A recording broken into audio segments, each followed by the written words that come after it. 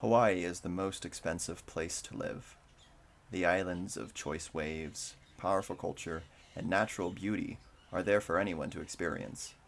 For many, it is paradise in the middle of the Pacific Ocean, so long as your wallet is thick enough to pay for the high costs of living. Although the living wage out here would be upwards of $13 an hour, the jobs that are available pay between $7.25 to $9 an hour. The ever-inflating costs of food, housing, gas, and healthcare pressure many to work multiple jobs in order to survive paycheck to paycheck. The ramifications of such precarious economic circumstances are a deteriorating middle class into what is being called the working poor.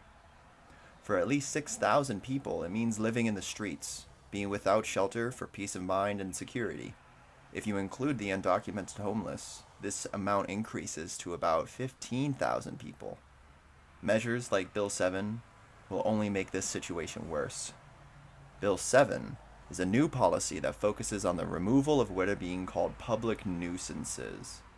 Introduced by City Council members Ernie Martin, Ann Kobayashi, and Ikaika Anderson, then unanimously passed on April 17th, Mayor Kirk Caldwell signed Bill 7, but then delayed its enforcement until July 1st to give them time to figure out all the intricate details. This new ordinance empowers city officials such as the Honolulu Police Department to remove the belongings of displaced people in our streets under the pretense of pedestrian safety and beautification. Shelters are provided by state institutions and various religious groups, but are hampered by a lack of funding and staff to go further than management of a larger problem.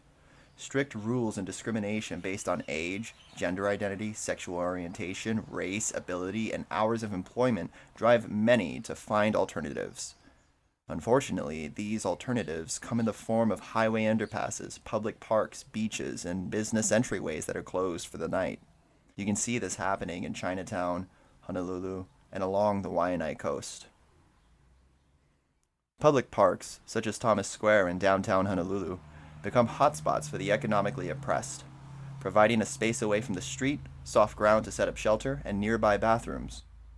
Legislature passed in 1990 saw to it that anyone who so much as walked through a park at night would be fined for violating the park closure ordinance. This leaves folks little recourse except to move their belongings to the sidewalk and into the sights of the city officials. In Kirk's pursuit to develop the park, Thomas Square, as the crown jewel in a new culture and arts district, he's continued former Mayor Peter Carlisle's raids on displaced communities all over the island, spending over $1 million of taxpayer money since its enforcement began in 2011. If these raids weren't enough, Kirk commissioned further spending to install planters along the sidewalks of Beretania and King, violating the city's own complete street ordinance for the needs of people with disabilities. He really doesn't like camping. So, while Kirk may still be fresh-faced as mayor, he already has quite a track record for himself. With Bill 7, the city and county aim to clear society of hazards to our livelihood, such as student debt, patriarchy, banking, and no, that's not in Bill 7. What I meant to say is hazards like tents, clothing, and dog food.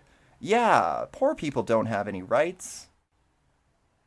Come July 1st, the sidewalk may indeed be clear of tents, but the people will still be there. Bill 7 does nothing to resolve poverty or even curb it. It will have quite the opposite effect.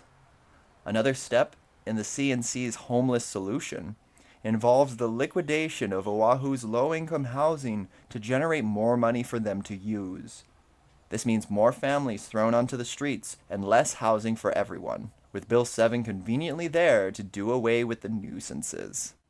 Meanwhile, the rich get richer and pretend there isn't enough to go around. Through economic exploitation, the rich sit upon the shoulders of the poor. When private spaces become too expensive, the people are moved into the commons. When the commons are annexed by government, the people are moved into prisons and told it is their fault. As Mahatma Gandhi said during the fight for Indian independence, poverty is the worst form of violence.